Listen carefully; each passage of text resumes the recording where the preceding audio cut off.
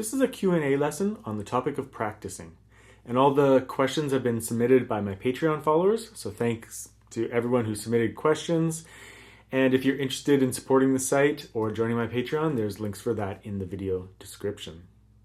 So there's a lot of questions asked, so I'm going to break this into a couple of different videos.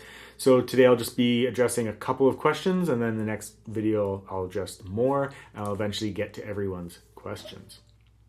So we're just going to dive right in since the topic is practicing music. So Tal asks, I'd love to hear about misconceptions. For example, many people assume masters with decades of experience warm up with very complicated arpeggios and so on, when in reality they do simple open string exercises. They just make them sound amazing. You're absolutely correct, Tal. One thing I'll say though is that I would separate the wording though there's warm-ups and then there's technique practice, and I would consider those two things different things. A warm-up, is a daily trust-building exercise and for focusing our hands and our minds. It's a way of picking up your guitar at the beginning of the practice session and not making a whole bunch of mistakes. For example, just getting literally athletically warmed up. The last thing you want to do when you're actually first picking up your guitar is make a whole bunch of errors and mistakes, which could otherwise kind of like ruin your mood and just it's not very good for your hands anyway. So when you first start playing in a warm-up situation, then you probably want to start off with super easy material. For example, like often when I warm up, I'll just start with open strings and just check my alternation. And then I'll do it with different finger combos.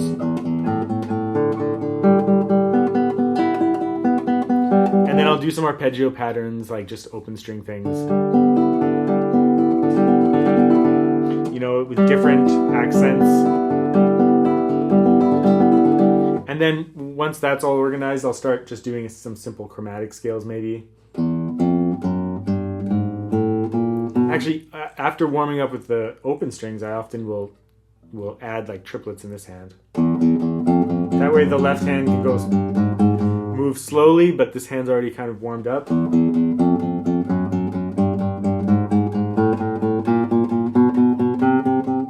It's just an opportunity to check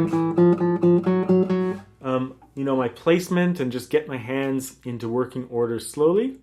And then as I progress through the practice session, I ramp it up a little bit because I said the word like a daily trust building exercise, the warm-up session. So after doing that, I start ramping it up. Maybe after doing that chromatic scale and triplets like that, then I can start doing some scales, and the difficulty gets harder as I go and as I build confidence on a daily level. So I'm warming up a super easy material and then slowly making it more difficult to make sure that I'm progressing without making mistakes, and I feel really good about playing and my hands are getting all warmed up.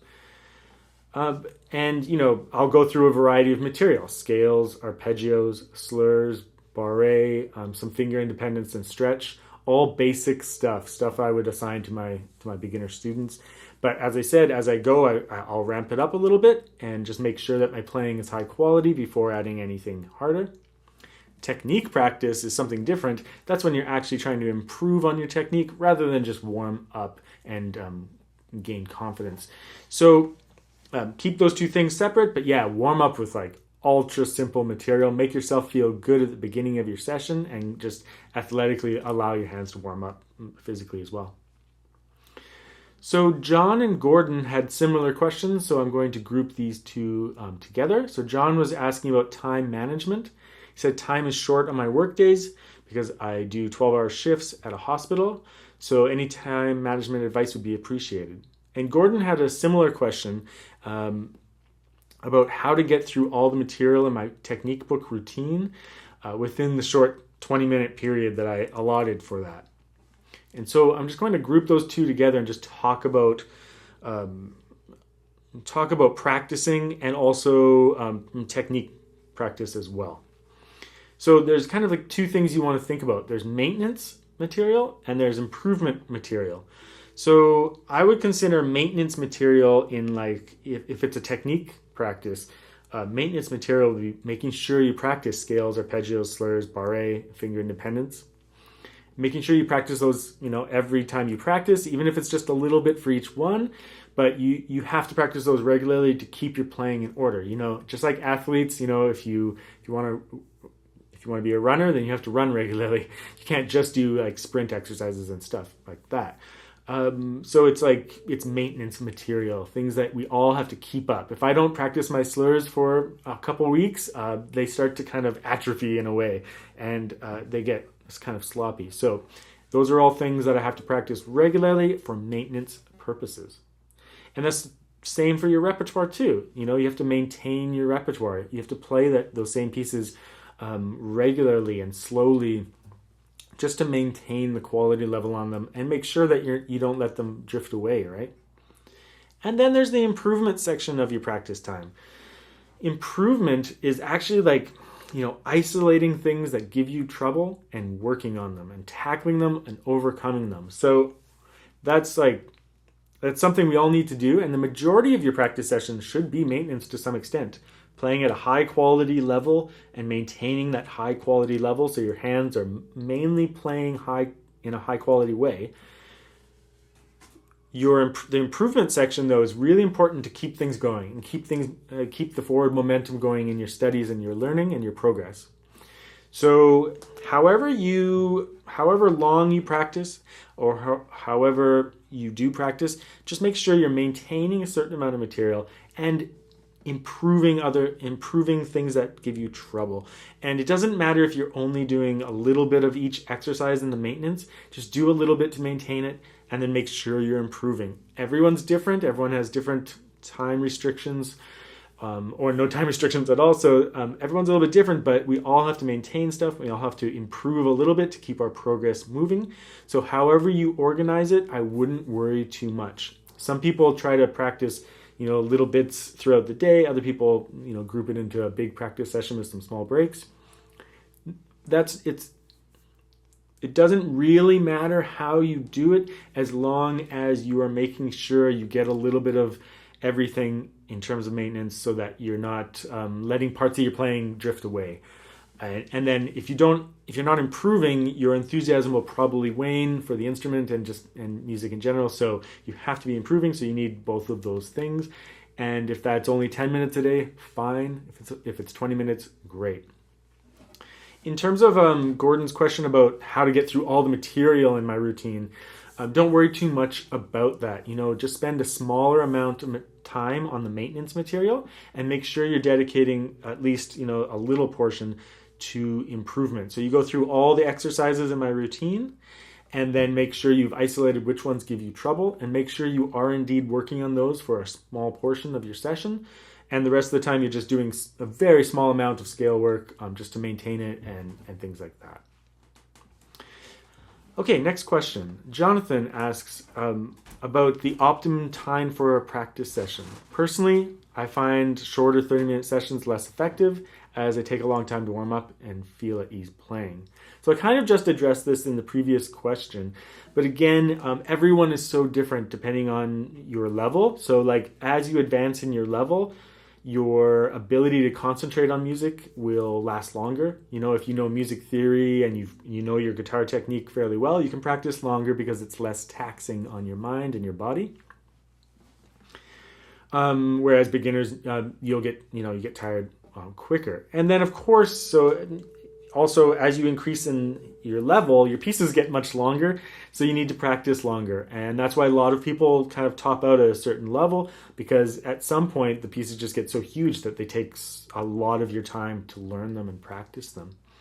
And of course, there's people that are retired and can practice all day. And then there's also and professionals, that might practice all day. And then there's people with full-time jobs and 4 kids, and they're just trying to fit it in whenever they can. So it's really different for everyone. The only thing I will caution against is just don't practice longer than you can play well and that you can concentrate well. If that means keeping your practice sessions really short, so be it. Or if that means taking breaks, at every 30 minutes, if you're practicing for 2 hours and you're going to take a nice 10-minute break every 30 minutes, that's also a good thing. whatever allows you to concentrate really well and play at a high level. I mentioned this before, playing at a high quality level is really important. That's what ends up in your muscle memory, high quality playing. If you're really tired and you start playing really sloppy, then it's just not going to be an effective practice session. So therefore, you're actually putting that sloppiness into your muscle memory, and it's not very useful to you. So a short practice session that's productive is much better than a long practice session that is sloppy. So just keep that in mind. And then Juan asks, I wanted to ask you about strategies for practicing longer pieces or multi-movement works for performance. He's been working on the chaconne for over a year and now putting all the parts together with a view to perform it at the end of the year.